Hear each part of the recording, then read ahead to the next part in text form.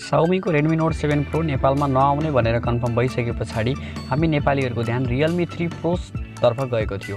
यतिबेला Realme 3 Pro चाहिँ आउँछ या आउँदैन भन्ने कन्फर्म नहुँदाखेरि Oppo F11 Pro ले चाहिँ नेपालमा पनि आफ्नो फोनलाई लन्च गरिसकेको छ, जुन करिब सेम नै Redmi Note 7 Pro, Realme 3 Pro र Oppo F11 Pro का स्पेसिफिकेसनहरु करिब सेम नै रहेका छन्।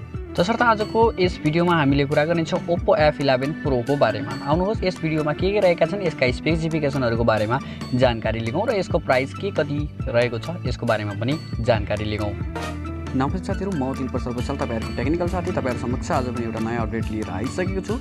आजसम्म हाम्रो यस YouTube च्यानल टेक्निकल गुरुजी नेपाललाई सब्स्क्राइब गर्नुभएको छैन भने तल देखिरहेको रेड कलरको बटनमा सब्स्क्राइब गरेर हामीसँग जोडिन सक्नुहुनेछ र बेल आइकन दबाउन चाहिँ नभुल्नुहोला ताकि मैले बनाउने हरेक नयाँ भिडियोहरु तपाई समक्ष नयाँ नोटिफिकेसनको मार्फतबाट पुगोस् र तपाईले नयाँ अपडेट सम्बन्धी जानकारी पाउन सक्नुहुन्छ। र साथीहरु आजसम्म हाम्रो टेक्निकल गुरुजी नेपाल YouTube च्यानलको official Facebook page technical Guruji नेपाललाई लाइक गर्नुभएको छैन भने लाइक गर्न सक्नुहुनेछ। फेसबुकमा गएर त्यहाँबाट पनि मैले नयाँ अपडेटहरु दिने गर्दछु। 0.53 इन्चेस डिस्प्ले रहेको फोनमा 1080x2340 पिक्सल हामीले यस मोबाइलमा रेगुलेसन पाउन सकिनेछ।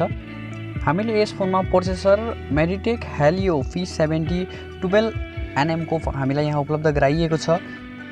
हामी समक्ष यो फोनले पनि हाइलाइटमा आउनुको कारण भनेको क्यामेरा नै रहेको छ, जुन क्यामेरा चाहिँ हाम्रो मेन रियर क्यामेरा रहेको छ 48 megapixel plus 5 megapixel dual camera हामीलाई यहाँ रियरमा दिएको छ र सेल्फी क्यामेरामा चाहिँ हामीले यहाँ मोटोराइज्ड पपअप 16 मेगापिक्सलको क्यामेरा देख्न सकिन्छ। यो फोनमा तपाईहरुलाई कस्तो लाग्छ? पपअप क्यामेरा चाहिँ यति बेला अलिकति चल्छ कि भन्ने आशा पनि छ।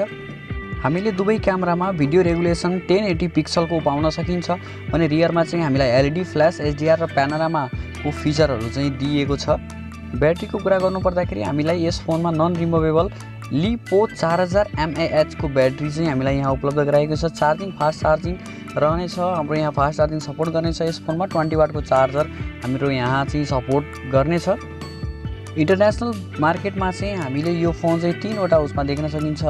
एउटा 4GB र्याम र अर्को 6GB र्याम रहेको छ। 4GB र्याममा चाहिँ हामीलाई 64GB स्टोरेज उपलब्ध छ भने 6GB र्याममा चाहिँ 64 र 128 दुवै स्टोरेज उपलब्ध भएको फोन चाहिँ हामीले मार्केटमा इन्टरनेशनल मार्केटमा पाउन सकिन्छ भने हाम्रो नेपाली मार्केटमा चाहिँ कुन फोन चाहिँ लन्च भइसकेको छ एक्ज्याक्टली चाहिँ थाहा भएन र यसको बारेमा तपाईहरुलाई म जानकारी नेक्स्ट भिडियोमा अवश्य पनि गराउने छु।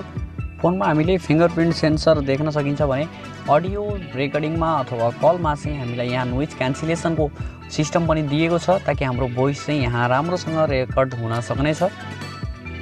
र प्राइसको कुरा गर्नुपर्दाखेरि Oppo F11 चाहिँ हामीलाई 37,990 मा उपलब्ध गराइएको थियो भने यति बेला चाहिँ Oppo F11 Pro चाहिँ हाम्रो 49,990 देखि सुरु हुनेछ हाम्रो यहाँ भेरिएन्टहरु।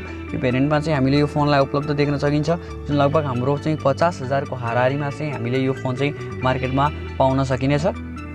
र यो फोनको प्राइसको आधारले यो फोनमा दिएका फिचर तथा अन्य स्पेसिफिकेसनहरु हेर्दाखेरि चाहिँ हामीले यसको प्राइसलाई महँगो भन्न चाहिँ सकिदैन। लगभग राम्रो प्राइस छ। यतिको प्राइसमा भने हामीले यो रेन्जको फोन चाहिँ राम्रो नै पाउन सकिएको छ।